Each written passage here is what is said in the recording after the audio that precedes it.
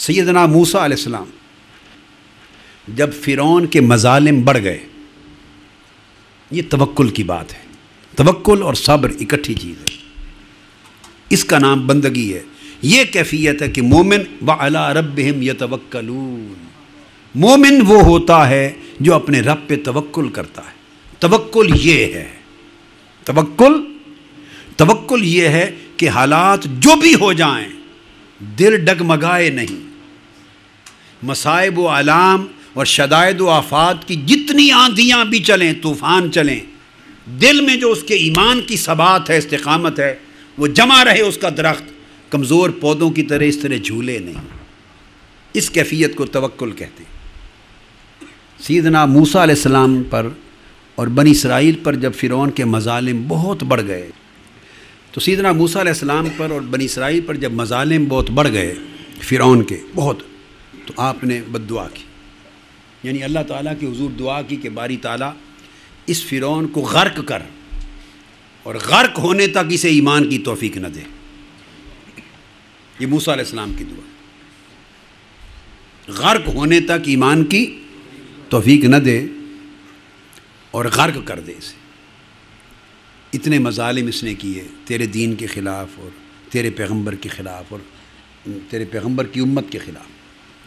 اب قرآن مجید میں آتا ہے آپ کی اس دعا کو اللہ رب العزت نے قبول کر لیا اور وہی بھیجی، اور وہی بھیج کر اللہ پاک نے فرمایا کہ اے موسیٰ تمہاری دعا قبول ہو گئی، اجیبت دعوتکما،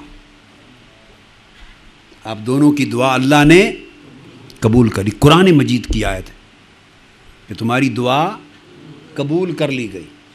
اب یہ قرآن مجید فرماتا ہے کہ اللہ کی وحی آ گئی، دعا نہ صرف قبول ہوئی بلکہ دعا کے قبول ہو جانے کی اطلاع بھی بذریعہ وحی دے دی گئی۔ اب معلوم ہے کہ فرعون پھر غرق کتنے عرصے کے بعد ہوا اس دعا کی قبولیت کے۔ دعا ہوئی اللہ کے رسول کی اور اللہ نے فرمایا قبول کر لی میں نے، اور دعا قبول ہو گئی۔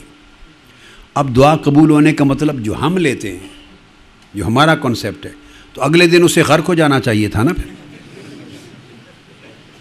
جو اگلے دن غرق نہیں ہوا تو ہفتے کی مہلت دے دیتے ہم، تو اگر ہم ہوتے ہفتے بعد غرق ہو جائے۔ جب وحی میں اللہ پاک نے اطلاع کر دی کہ دعا قبول ہو گئی اس کے غرق ہونے کی خبر، تو انتظار میں رہتے۔ ہر روز صبح موسیٰ علیہ السلام اٹھتے تو خبر پوچھتے بھی سناؤ کیا بنا، رات کو غرق ہو گیا کہیں فرعون کے؟ نہیں۔ اگر ہم ہوتے تو ایسا ہی کرتے نا، مگر دن گزر گئے، ہفتے گزر گئے، مہینے گزر گئے، سال گزر گئے، دعا قبول ہو گئی ہے۔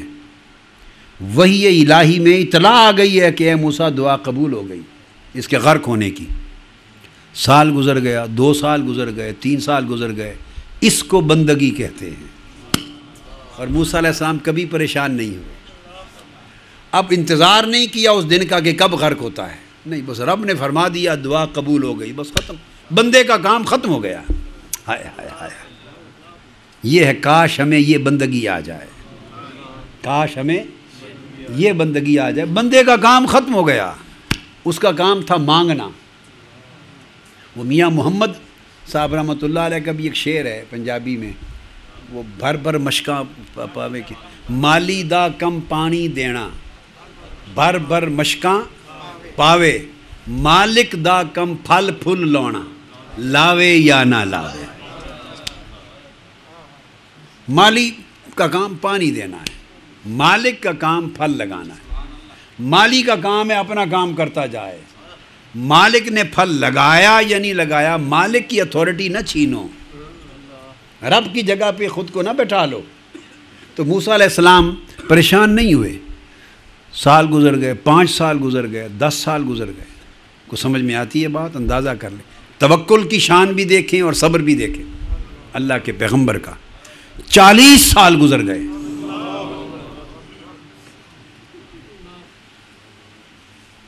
کتنے؟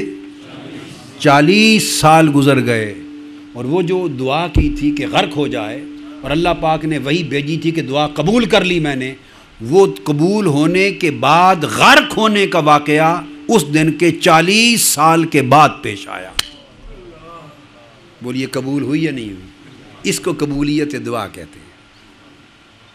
یہ بندے کا صبر اور اس کا توکل ہے. وَعَلَىٰ رَبِّهِمْ يَتَوَكَّلُونَ. اور موسیٰ علیہ السلام کا دل کبھی متزلزل نہیں ہوا کہ باری تعالیٰ تو نے اطلاع بھیج دی تھی کہ دعا قبول ہو گئی، آج دوسرا سال شروع ہو گیا، 5واں سال ہو گیا، 10 سال ہو گئے، 20 سال گزر گئے، کوئی حد بھی ہے؟ قبول ہو گئی تو اس نے غر کب ہونا ہے؟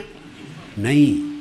اگر بندہ یوں سوچ لے تو علی ربہم یتوکلون نہیں رہتا. یہ ہے کیفیت.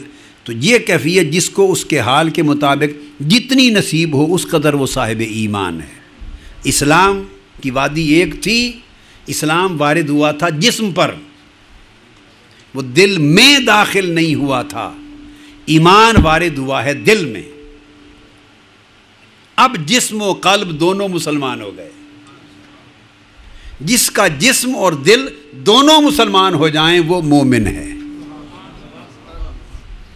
جس کا سر جھکا سجدے میں، دل نہ جھکا، وہ مسلمان ہے.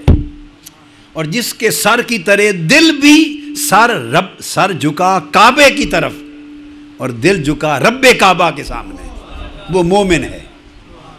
وہ مومن ہے.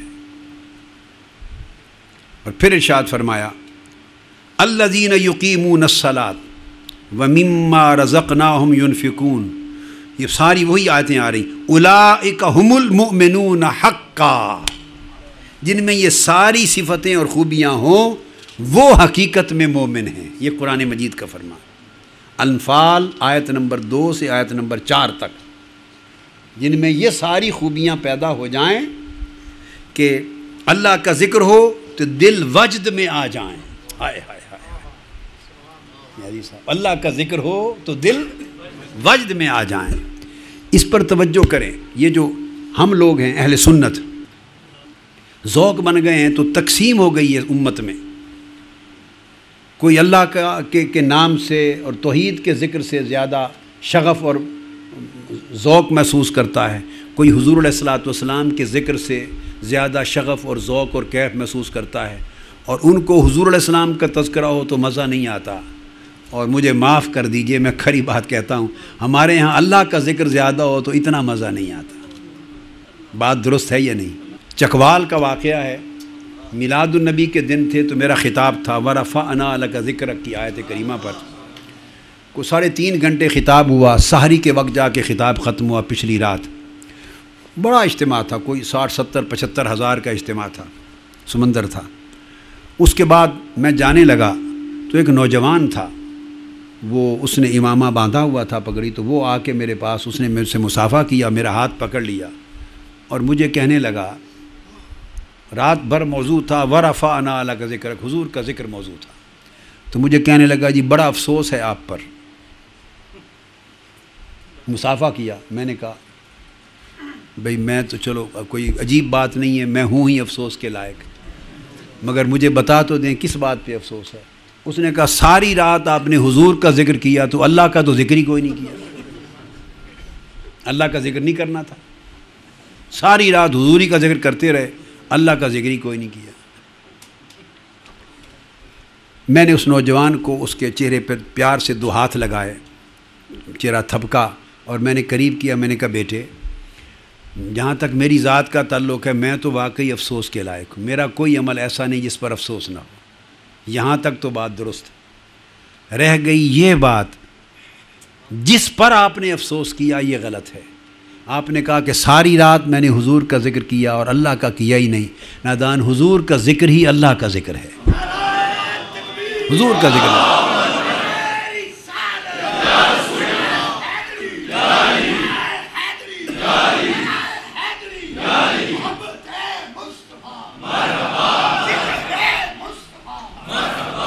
صلی اللہ تعالیٰ. تو میں نے کہا بیٹے، حضور علیہ السلام کا ذکر ہی اللہ کا ذکر ہے. اجتماع تھا بہت زیادہ، منتظمین بڑے گرم تھے، جوش میں تھے کہ اس نوجوان کو دھکا دیں بھیجیں، یہ کون؟ میں نے کہا نہیں بھائی، یہ ہمارے اخلاق خراب ہیں. اس کے ذہن میں ایک خلفشار آیا ہے، ایک پریشانی ہے، اشکال ہے. مجھ سے نہیں پوچھے گا تو اب میری بات ہے، سنیں اس نے خطاب، کس سے جا پوچھے گا؟ اگر اشکال کے ساتھ واپس چلا گیا تو اس کا مجرم کون ہوگا؟ شاید کچھ وقت دینے سے اس کا اشکال دور ہو جائے تو خیر نصیب ہو جائے، صبر کرو۔ تو میں نے کہا بیٹے حضور کا ذکر ہی اللہ کا ذکر ہے، ساری رات جو میں نے حضور کا ذکر کیا اللہ کا ذکر ہوا۔ اس نے کہا یہ کیسے؟ میں نے کہا بیٹے ساری رات میں نے تفسیر کس آیت کی اور میں نے کئی تفسیریں کی اس آیت کی، پلٹ پڑھ کر ساری رات اس آیت کے معنی ہی بیان کیے۔ کیا تھا؟ وَرَفَعْنَا لَكَ ذِكْرَكَ۔ میں نے کہا بیٹے اس کا ترجمہ کرو۔ ترجمہ یہ ہے کہ اللہ پاک فرماتے ہیں کہ ہم نے، اے میرے حبیب، ہم نے آپ کا ذکر آپ کی خاطر بلند کر دیا۔ تو حضور کا ذکر اللہ نے بلند کیا، ساری رات میں نے وہ ذکر کیا جس کو اللہ کرتا ہے، اور جس کو اللہ بلند کرتا ہے تو کس کا ذکر ہوا؟